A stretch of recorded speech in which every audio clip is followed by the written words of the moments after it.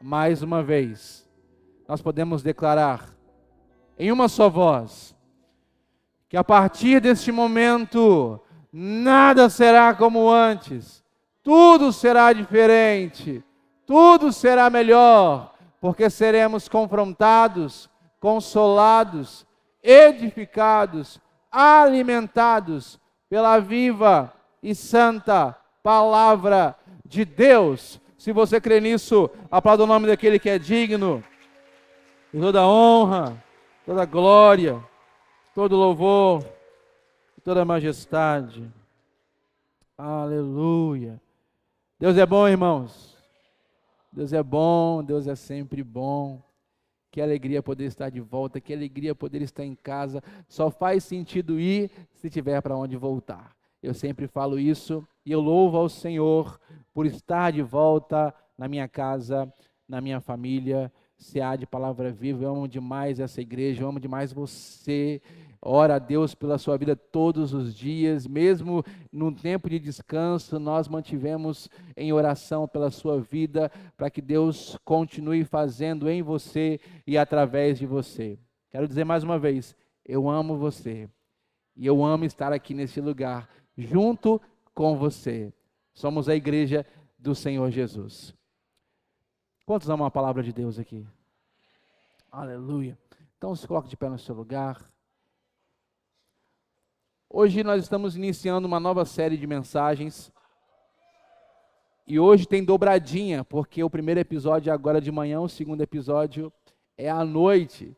Então se você é daquele tipo de crente, né? Eu creio que não é, mas daquele tipo de crente que um culto já está bom, então você vai perder provavelmente o segundo episódio dessa série. Mas eu te aconselho a estar presente. Como eu disse no começo da série sobre João, nós não somos rígidos em cada série.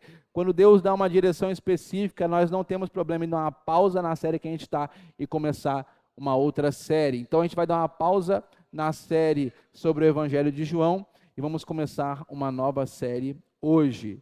No final da mensagem eu te digo o nome da série. Cadê sua Bíblia? Deixa eu ver sua Bíblia. Estou com saudade de ver a Bíblia dos irmãos. Cadê sua Bíblia, meu Deus do céu? Glória a Deus. Essa é uma das imagens mais bonitas que um pastor pode ver. Agora, cadê a nata? A nata do caderno. Eita, glória. Glória a Deus. Lucas, Deus abençoe, filho. Fiquei sabendo que você quebrou tudo aqui no domingo passado. Que Deus te abençoe e continue te usando poderosamente. Minha intenção é essa, poder sair de férias e vir os pregadores aqui da igreja mesmo e ninguém sentir minha falta. Essa é a minha intenção. Estou trabalhando para isso. É óbvio que quando eu fiquei sabendo, né, eu antecipei meu domingo e voltei logo antes que roubem a minha vaga aqui nesse lugar. Aleluia, que Deus continue te abençoando ricamente, filho. Aleluia. Essa série, a gente vai fazer um pouco diferente. Em alguns episódios, a gente vai fazer uma pregação dentro de um texto específico. Em outros episódios, a gente vai abrir vários textos. Então, é uma série meio que expositiva e, ao mesmo tempo, temática. Pregação temática é quando o pregador usa vários textos da Bíblia. Pregação expositiva é quando o pregador pega um texto da Bíblia e vai destrinchando aquele texto, que é o que eu costumo fazer aqui rotineiramente. Então, a gente vai alternar. É bom você pregar o seu caderno de anotação, anotar tudo o que a gente vai falar aqui. Abra sua Bíblia em Mateus, capítulo 7, versículo 12. A gente vai ler só esse versículo e a partir dele a gente vai construir o sermão dessa manhã.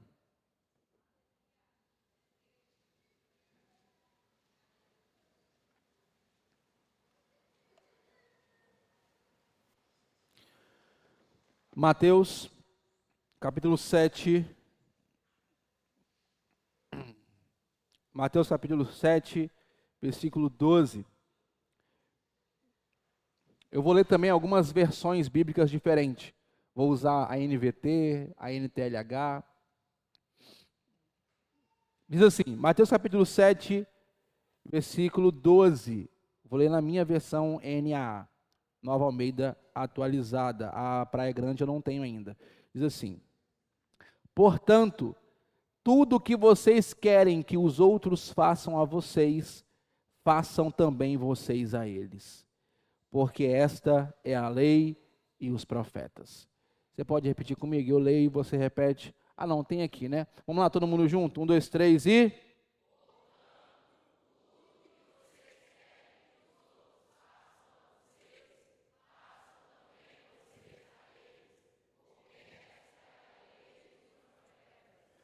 Agora vamos colocar na primeira pessoa? Vamos lá, eu falo e você repete. Portanto, tudo o que eu quero que os outros façam por mim, eu preciso também fazer por eles. Agora, para não perder ninguém de vista, vira para o seu irmão e fala assim: portanto, tudo o que você quer que os outros façam por você, faça também por eles. Já comecei a gerar intriga lá, logo na minha chegada. Eita glória. Pode sentar no seu lugar dando glória a Deus.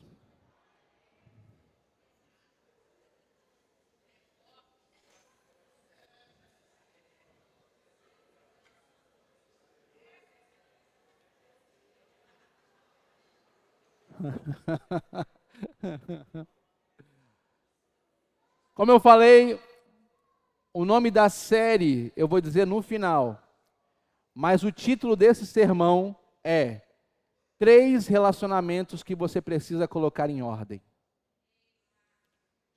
Não é 1, não é 2, não é 3, não é 4. 3 relacionamentos que você precisa colocar em ordem. Se tem uma verdade que nós precisamos entender como cristãos, se tem uma verdade que nós precisamos entender como seres sociais e relacionais que nós somos, se tem uma verdade que nós, como seres humanos, precisamos entender, é que a qualidade da nossa vida está diretamente ligada à qualidade dos relacionamentos que nós construímos. Vou falar mais uma vez. A qualidade da nossa vida está diretamente ligada à qualidade dos relacionamentos que nós construímos. Suas alegrias e tristezas estão diretamente ligadas aos relacionamentos que você constrói. Então, aprender a se relacionar é uma questão de vida ou morte. Aprender a se relacionar é a diferença entre uma vida de mediocridade e uma vida bem-sucedida. Aprender a se relacionar é o que faz a diferença em uma vida frustrada e uma vida de sucesso. Aprender a se relacionar não é uma opção. Não é um item de luxo que nós carregamos na jornada da vida. É uma questão essencial, porque a qualidade da nossa vida está diretamente ligada à qualidade dos relacionamentos que nós construímos. Por isso que não há sentido de ser se não houver para quem ser. Vou falar de novo, porque agora eu fui mais filosófico. Não há sentido de ser se não houver para quem ser. Em outras palavras, só faz sentido ser médico se tiver pacientes. Só faz sentido ser policial se tiverem pessoas para você proteger. Só faz sentido ser professor se houverem alunos para você ensinar. Preste bem atenção nisso daqui. Não há sentido de ser se não houver para quem ser. Repita comigo, não há sentido de ser se não houver para quem ser. Isso significa que não é o que o outro faz por mim que revela quem eu sou, mas sim aquilo que eu escolho fazer pelo outro. Não é o que as pessoas fazem por você que define quem você é, mas sim aquilo que você escolhe fazer pelos outros. Não é aquilo que as pessoas falam de você que definem quem você é, mas é aquilo que você escolhe falar dos outros. É o que eu escolho fazer pelo outro que define quem eu sou, e não o que o outro faz por mim. Graças a Deus por isso. Porque eu não tenho controle sobre o que as pessoas fazem por mim ou contra mim, mas eu posso decidir o que eu faço contra o outro ou pelo outro. O que você escolhe fazer pelas pessoas é o que define quem você é. Não é o que as pessoas fizeram com você. E quando você entende essa verdade, você percebe que agora não tem mais desculpa de colocar toda a sua dificuldade de relacionamento no seu passado. Quando você entende essa verdade, você percebe que agora não tem mais desculpa para colocar todas as desculpas das suas mazelas no que fizeram contra você. Porque o que fizeram contra você pode até ter influenciado alguma coisa na sua vida, mas não pode ter o poder de determinar a sua vida. O que falaram de você pode até influenciar alguma coisa na sua vida, mas não pode ter o poder de determinar a sua vida. Uma coisa é você ser afetado pelo que fizeram contra você, uma coisa é você ter sido machucado pelo que falaram de você, outra coisa é você deixar que isso determine a sua vida. Não é o que o outro faz por você ou contra você, é o que você escolhe fazer pelo outro ou contra o outro. Em outras palavras, minha identidade não é definida pela maneira como as pessoas me tratam, mas ela é demonstrada pela forma como eu trato as pessoas. Guarde essa frase. O sentido da vida está muito mais no que entregamos às pessoas do que naquilo que recebemos delas. Repita comigo. O sentido da vida está muito mais no que entregamos às pessoas do que naquilo que recebemos dela. Na NVT, Mateus 7,12, está escrito assim. Mateus 7,12, mesmo texto que nós lemos.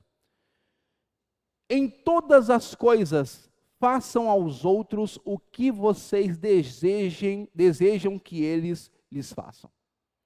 Em todas as coisas, não é só em algumas coisas.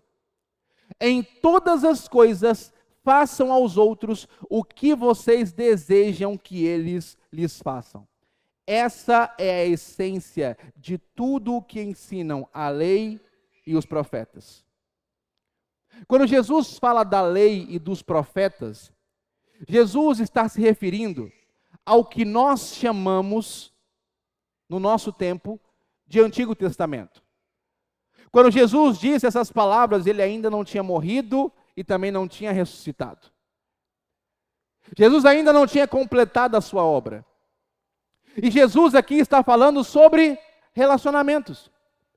Então, quando Jesus diz, em todas as coisas, façam aos outros o que vocês desejam que eles lhes façam, essa é a essência de tudo o que ensinam a lei e os profetas. Jesus está falando, essa é a essência da Bíblia. Não havia o Novo Testamento. Então, a Bíblia que eles tinham era o que nós chamamos de Antigo Testamento. O que Jesus está dizendo é que toda a essência da Bíblia é sobre relacionamentos. Ninguém fala amém. Ninguém fala glória a Deus. Toda a essência da Bíblia é sobre relacionamentos. Deus criou o ser humano para quê? Relacionamento. Quando Adão e Eva pecaram lá no Éden, qual foi a primeira coisa que eles perderam com Deus?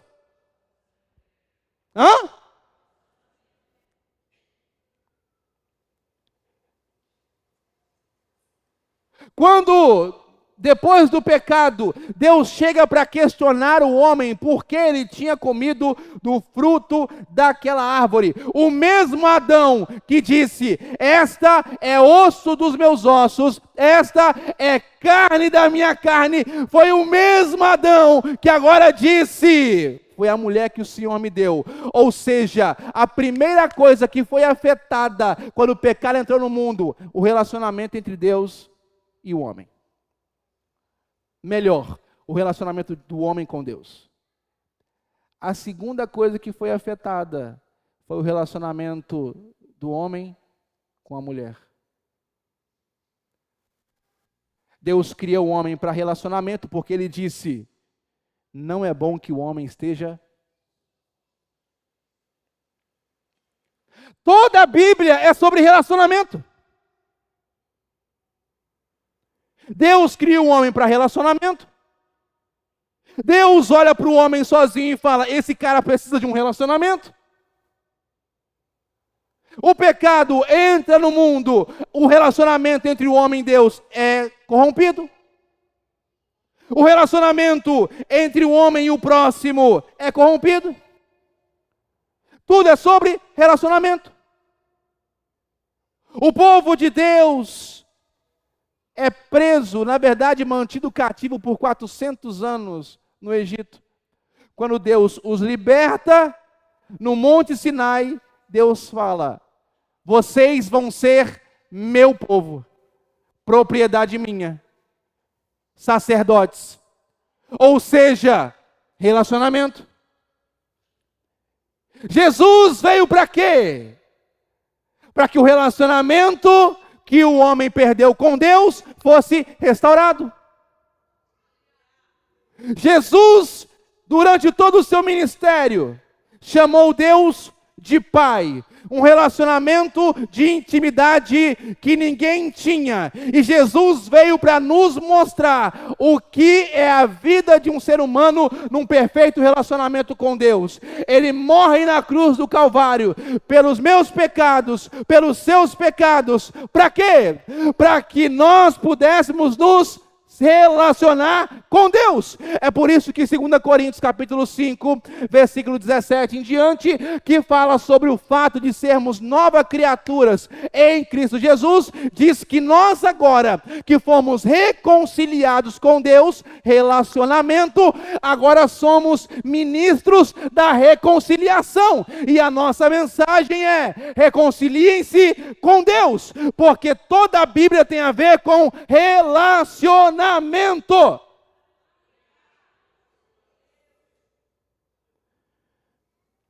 Haverá um dia em que o Senhor nos buscará e nós estaremos com Ele por toda a eternidade. Não haverá mais dor, não haverá mais choro, não haverá mais lágrimas, e nós estaremos para todos sempre com Ele. E a Bíblia deixa claro que essa eternidade, ela é conectada pelo relacionamento.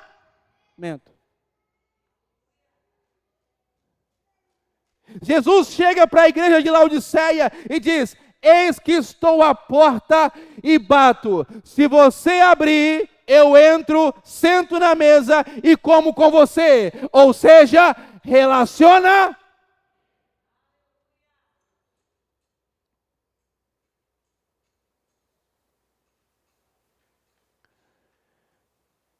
Em João capítulo 13, versículo 34 e 35, Jesus disse: vocês serão conhecidos como os meus discípulos, se vocês amarem uns aos outros como eu amo vocês. Relacionar. Jesus falou que a maior marca do discípulo não é oração em línguas. A maior marca dos seus discípulos não é oração em línguas. A maior marca dos seus discípulos não é oratória. A maior marca dos seus discípulos é a maneira como se relacionam com as.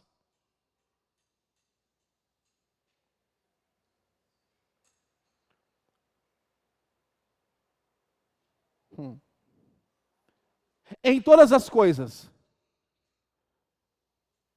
façam aos outros o que vocês desejam que eles lhes façam. Porque esse é o resumo de toda a Bíblia.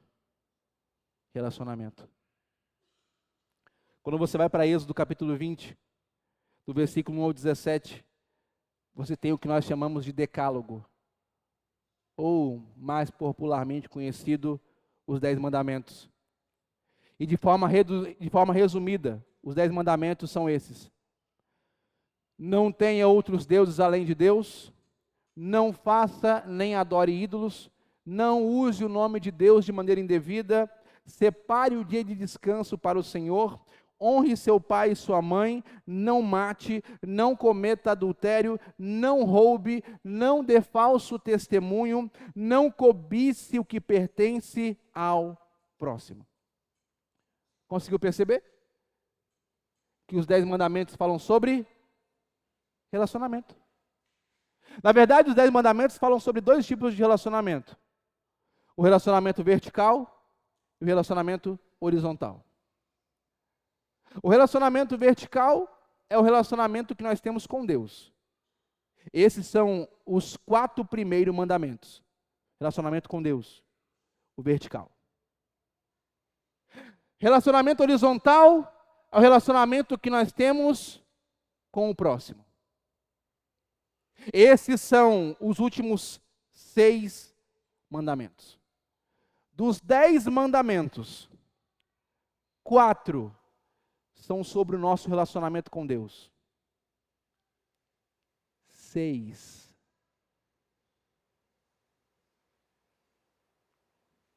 6.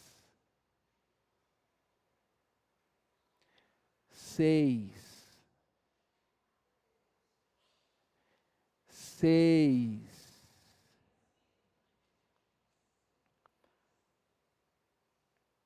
É sobre o nosso relacionamento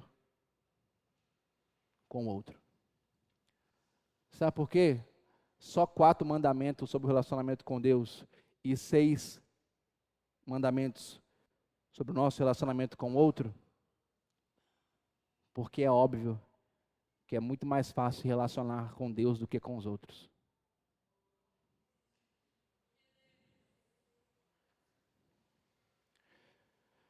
Talvez alguém possa dizer: pastor, qual é o mais importante? O relacionamento com Deus ou com as pessoas? Eu te respondo essa pergunta com outra pergunta. Qual é a asa do avião mais importante?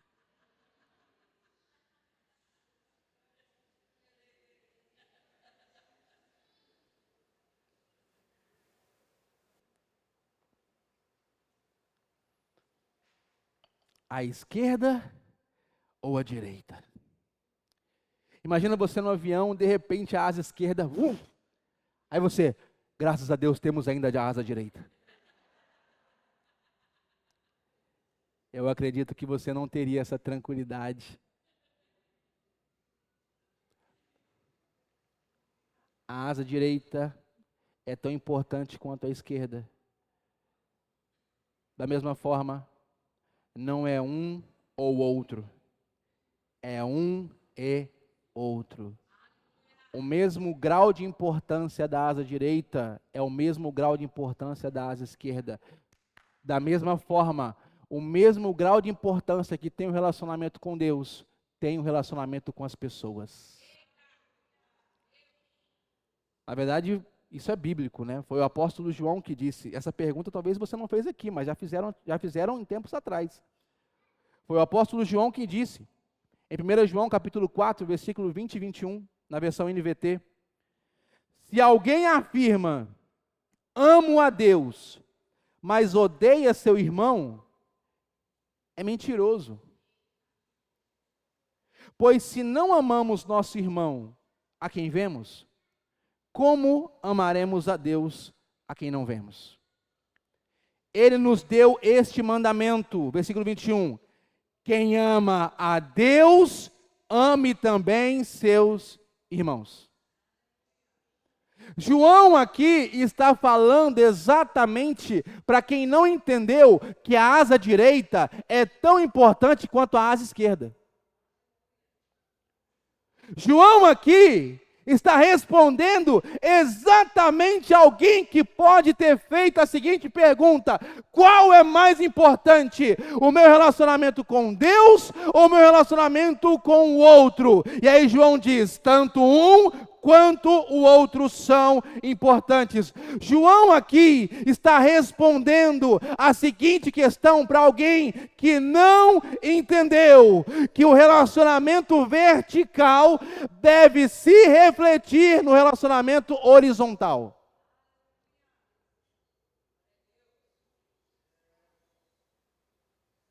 Ah, como seria tão bom se uma coisa não tivesse ligada à outra. Porque aí eu poderia massacrar você. Porque aí eu poderia judiar de você. Porque aí eu poderia falar mal de você. Porque aí eu poderia te maltratar. Mas aí no final eu falaria assim, mas no meu secreto com Deus.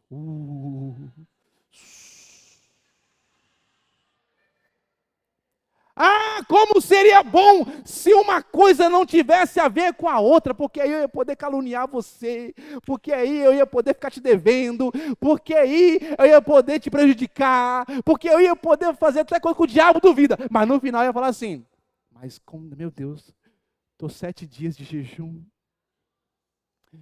Oh.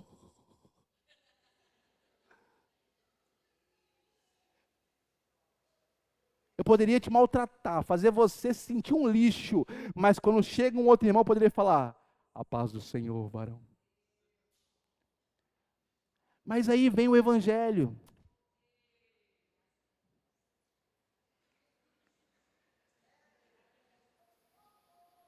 E o Evangelho fala assim, você ama a Deus? Ah, claro que eu amo.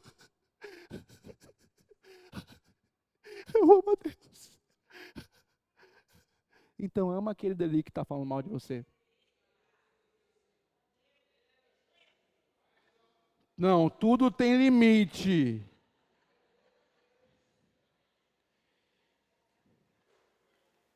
Se Deus amou cada um aqui, e você sabe de onde Deus te tirou.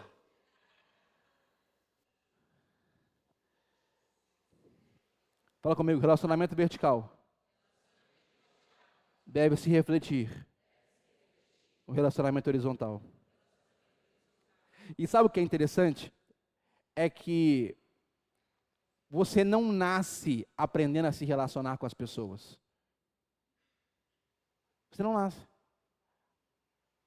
Ah, mas fulano é carismático desde pequeno. Ok, uma coisa é ser carismático, outra coisa é saber se relacionar com os outros.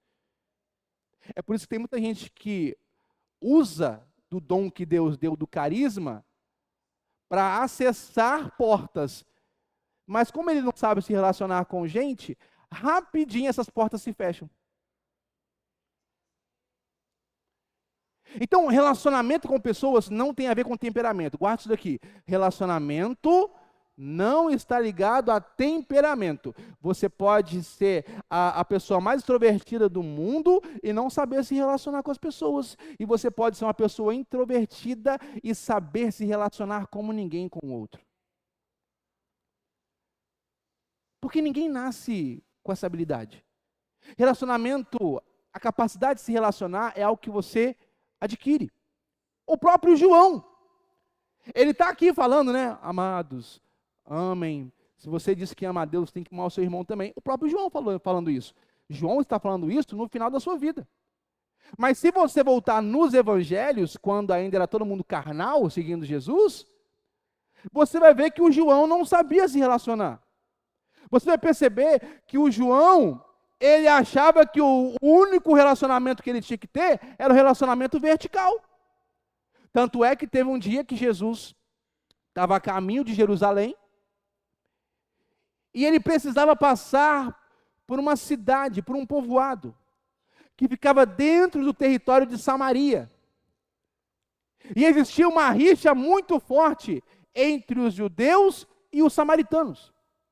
Então Jesus enviou alguns mensageiros à sua frente para pedir passagem. Quando o pessoal daquele povoado, que eram samaritanos, ficaram sabendo que Jesus e os discípulos eram judeus, eles não deixaram Jesus passar. Sabe o que João e o irmão dele, Tiago, disseram? Em Lucas 9:54, na versão NTLH, diz assim: o Senhor quer que a gente mande descer fogo do céu para acabar com essas pessoas?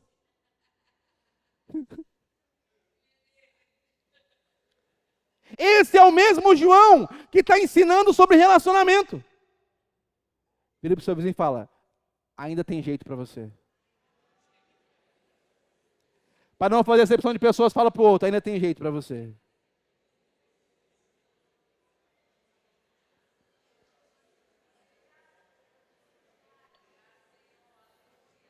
Agora fala: ainda tem gente para mim. Ainda tem jeito para mim. Senhor! Jesus, imagina João falando: Senhor Jesus, o Senhor quer, pela sua graça, que a gente queime, ore para que caia fogo do céu e queime todo mundo aqui nesse lugar? Na cabeça de João, preste bem atenção, na cabeça de João, eles demonstrariam fidelidade a Jesus, matando qualquer pessoa que rejeitasse ele. Eles estavam, é tudo jihadista aqui. Terrorista. É mais ou menos como se ele dissesse assim: Jesus, meu negócio é com você, que essas pessoas se explodam. É isso que eles estão falando aqui. Jesus, meu negócio é com você. Como assim você falou mal de Jesus? Eu vou matar você agora. Como que você ousa falar mal de Jesus? O meu Jesus. Eles estavam a um passo de se tornarem tão fariseus quanto os outros fariseus, que matam os outros por causa da religião. Uma espiritualidade falsa que não se reflete nos relacionamentos. A Bíblia diz que Jesus repreendeu as palavras deles. Afinal de contas, Jesus veio para salvar aquele que está perdido. Jonas também ficou nessa crise. Jonas não queria pregar em Nínive. Não queria. E quando pregou às pressas. O sermão era para durar 4 dias, ele pregou tudo em um dia só. Falar, quem não ouviu, não ouviu e que se lasque. 4 dias levava para percorrer, mesmo Deus dando livramento a ele. Ah, se nós nos lembrássemos do quanto de misericórdia Deus tem por nós, nós seremos muito mais misericordiosos com os outros. Deus livrou ele da morte. Agora ele tem a função de pregar em Nínive. E quem era Nínive? Nínive era só a cidade que estava causando todo o prejuízo na cidade de Jonas. Então Deus falou com ele: Jonas, sabe aquela cidade, aquele povo que está prejudicando o seu povo? E Jonas falou: eu sei, Senhor. Vamos orar para descer fogo do céu. Aí Deus falou: não, eu quero que você vá lá pregar para eles. Jonas tenta fugir, não consegue. Deus o recupera. 4 dias para percorrer a cidade. Ele faz tudo em um dia só. Isso não é proatividade. Isso é raiva. Se arrependam, se arrependam, se arrependam. Se arrependam porque Deus vai mandar fogo do céu. Se arrependam. Ah, não ouvi, o problema é seu. Se arrependam, se arrependam, se arrependam. Todo mundo se arrependeu. 120 mil pessoas. Jonas ficou em triste. Olha só. O primeiro pregador que fica triste porque na hora que ele fez o apelo, a igreja toda veio se converter.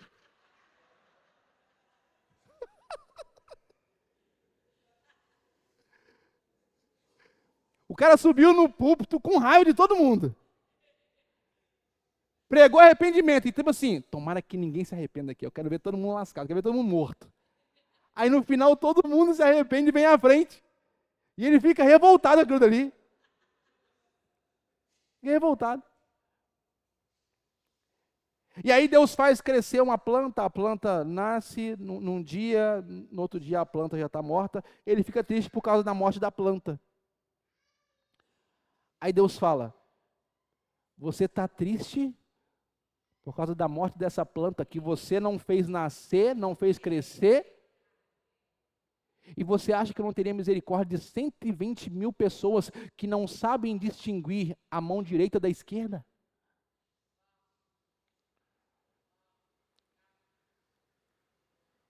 Pelo jeito, esse hábito de valorizar mais as coisas do que as pessoas não é um hábito recente na nossa sociedade. Por isso que quando Jesus foi perguntado sobre qual era o principal dos mandamentos, em Marcos capítulo 12, versículo 30, na NAA, ele diz assim: ame o Senhor, seu Deus, de todo o seu coração, de toda a sua alma, de todo o seu entendimento e com toda a força. O segundo é, ame o seu próximo como você ama a si mesmo. Não há outro mandamento maior do que estes. Observe a expressão final. Não há outro mandamento maior do que estes. A palavra mandamento no singular, mas o final da frase no plural. Em outras palavras, amar a Deus e amar ao próximo são duas atitudes que fazem parte do mesmo mandamento. Vou falar de novo. Amar a Deus, amar ao próximo, são duas atitudes que fazem parte do mesmo mandamento. Ou seja, não tem como cumprir um sem cumprir o outro. Foi o próprio Jesus que disse, em Mateus capítulo 5, versículo 23, na NTLH, diz assim: portanto, se você estiver oferecendo no altar a sua oferta a Deus, e lembrar que o seu irmão tem alguma queixa contra você, deixe a sua oferta ali, na frente do altar, e vá logo fazer as pazes com o seu irmão. Depois volte e ofereça a sua oferta a Deus. Relacionamento vertical, relacionamento horizontal.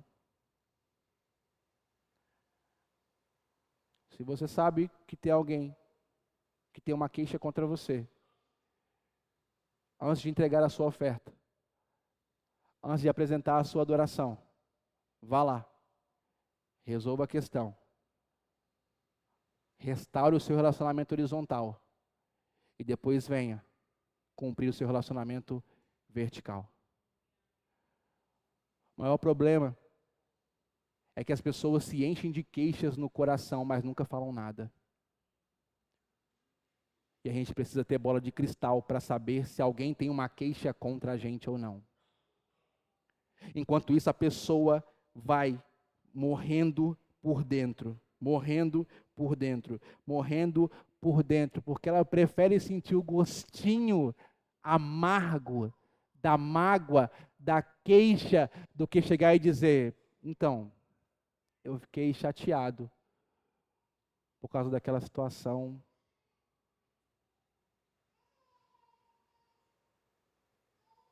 Ninguém fala amém, ninguém fala glória a Deus.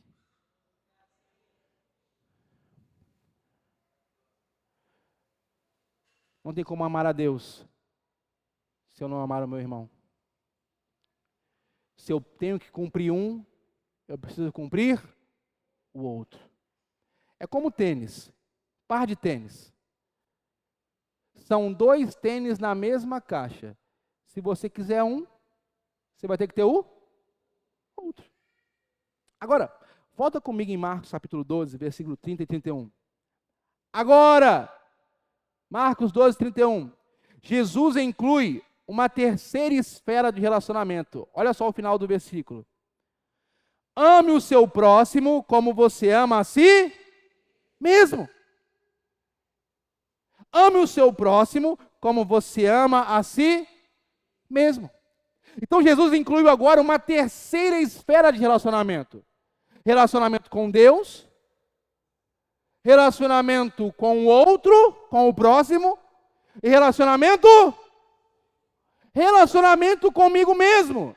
Na verdade, se você olhar para os 10 mandamentos, você vai perceber que o relacionamento consigo mesmo já estava implícito. Por exemplo, o último mandamento fala não cobiçar o que é do próximo. Cobiça é o quê? Cobiça é fruto de questões mal resolvidas que nós temos no nosso coração.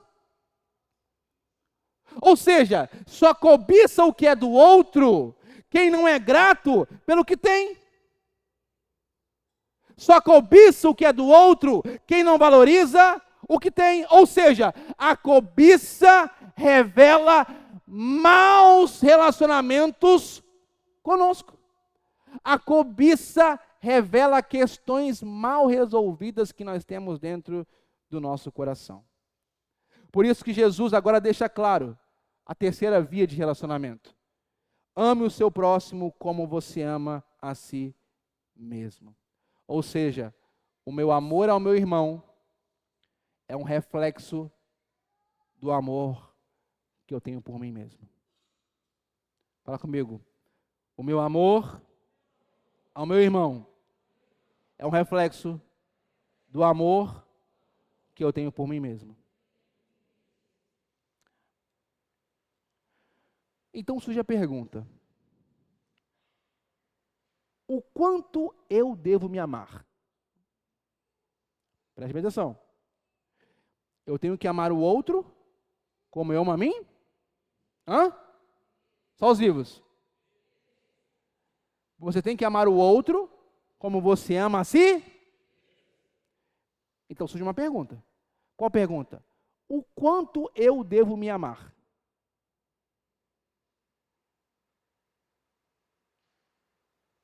Bom, que Deus abençoe vocês.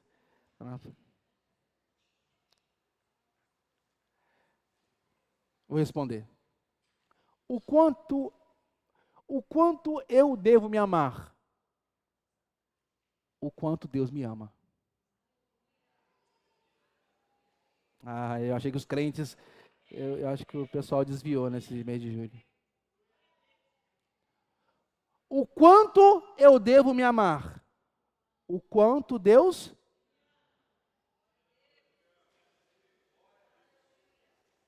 Eu vou deixar você refletir sobre isso 3 segundos.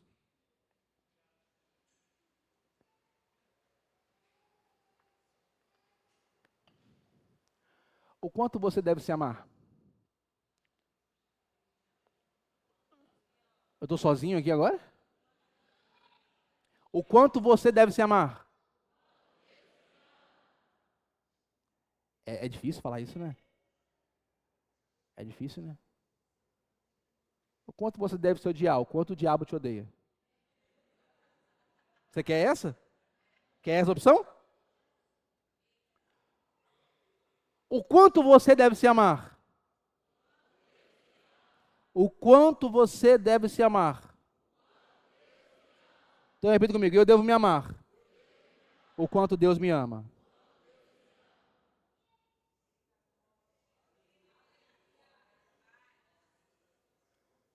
Agora vem a segunda questão. O quanto você deve amar o seu próximo? O quanto Deus o... Vamos lá. Aulinha de Escola Bíblica Dominical. O quanto eu devo me amar? O quanto Deus me ama. O quanto eu devo amar o próximo? O quanto Deus o ama. Vou perguntar de novo, agora para você. O quanto você deve se amar? Não perde a força, não. O quanto você deve se amar? O quanto você deve amar o outro? E o quanto Deus ama o outro? O mesmo tanto que Ele ama você. Por isso, você deve amar o próximo como a si mesmo. porque isso significa amá-lo como Deus o ama.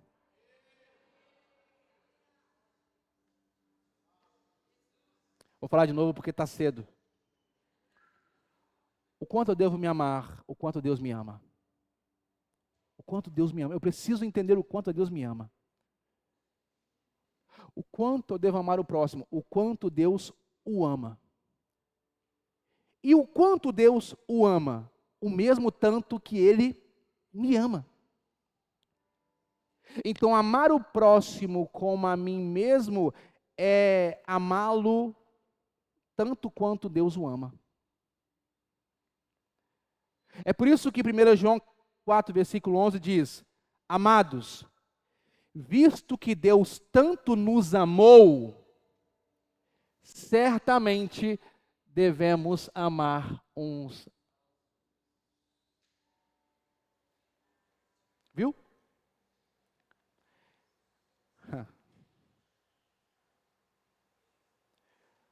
Nosso maior problema, pastor, não é não saber amar o próximo. Isso é uma causa. Desculpa, é um efeito. O nosso maior problema não é esse. Nosso maior problema, pastor Tiago, é não ter consciência do quanto Deus nos ama.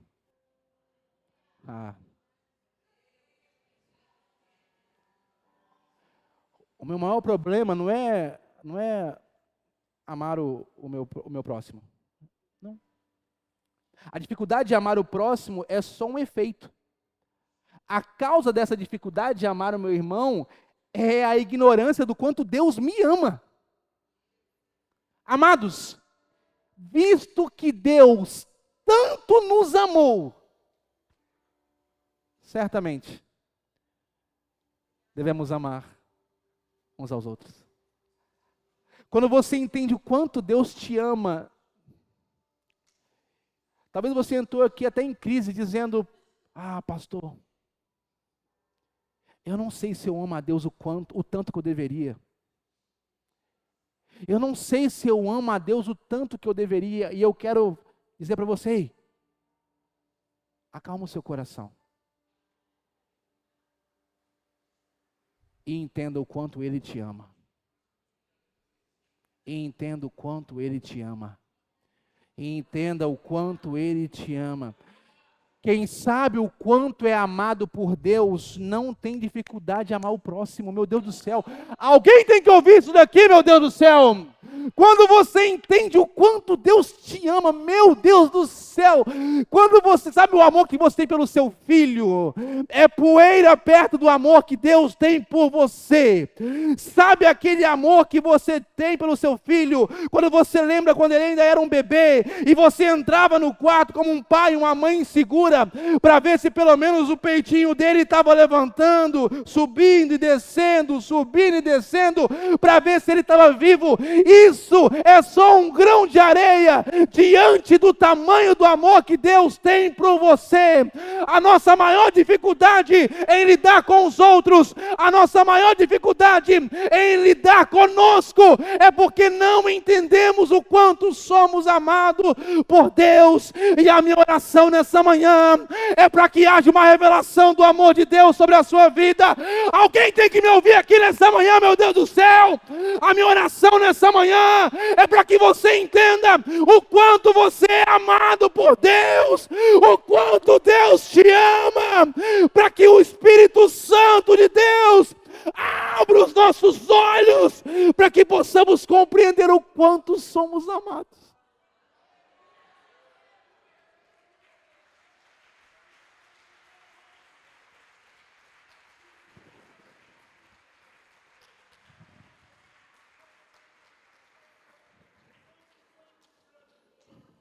Quem sabe o quanto é amado por Deus, não tem dificuldade de amar o outro. Sabe o que isso mostra para a gente? Que os nossos problemas de relacionamento com as pessoas são, em sua maioria, resultado de questões mal resolvidas dentro da gente. Ou seja, o relacionamento com o outro passa pela maneira como eu me relaciono comigo mesmo. E a maneira como eu me relaciono comigo também passa pela maneira como eu me relaciono com Deus. A tríade é essa: Deus me transforma, eu compreendo quem eu sou, então eu amo e sirvo o outro.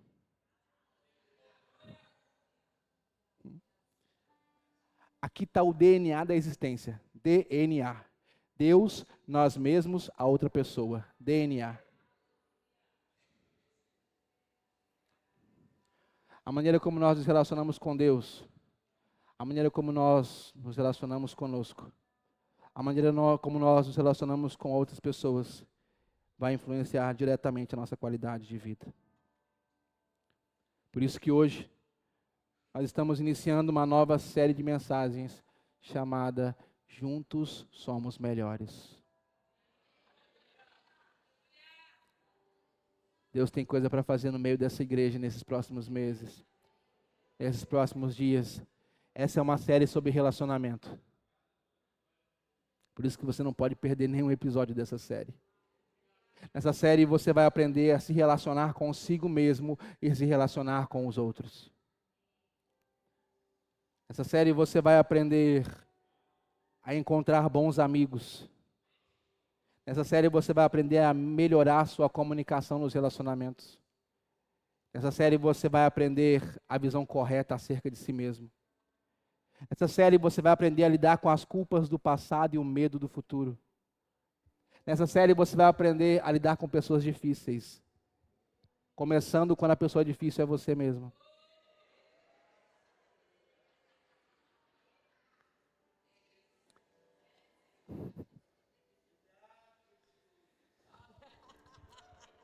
Nessa série você vai aprender a resolver conflitos e não fugir de conflitos. Nessa série você vai aprender a superar a rejeição. E muito mais. Eu quero terminar o sermão da manhã com Atos capítulo 2, verso 46 e 47, na versão NVT, que fala a respeito da igreja primitiva, logo depois do dia de Pentecostes.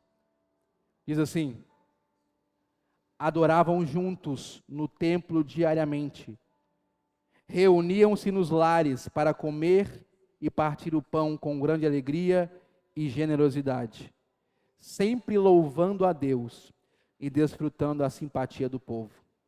E a cada dia o Senhor lhes acrescentava aqueles que iam sendo salvos. O crescimento dessa igreja estava fundamentado na união entre os irmãos.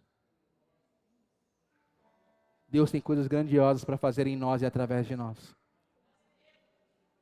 E por isso Ele está nos trazendo para mais perto, mais conectados uns dos outros.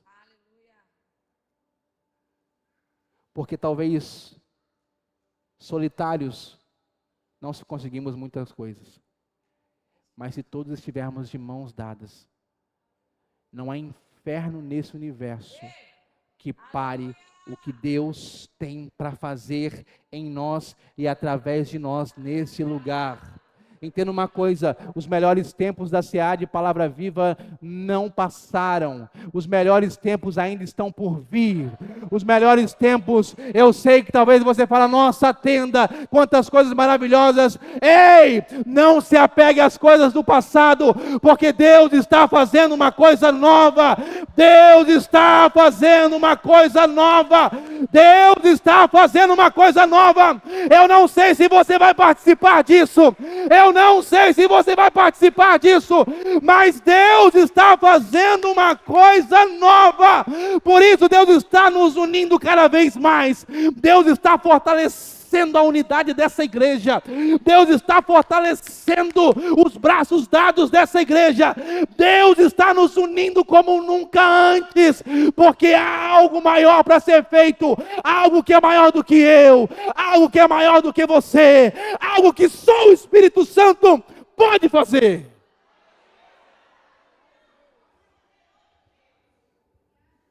E é por aqui que nós começamos, estabelecendo as bases, fortalecendo os relacionamentos. Porque lembre-se disso, porque você vai ouvir toda semana: juntos nós somos melhores.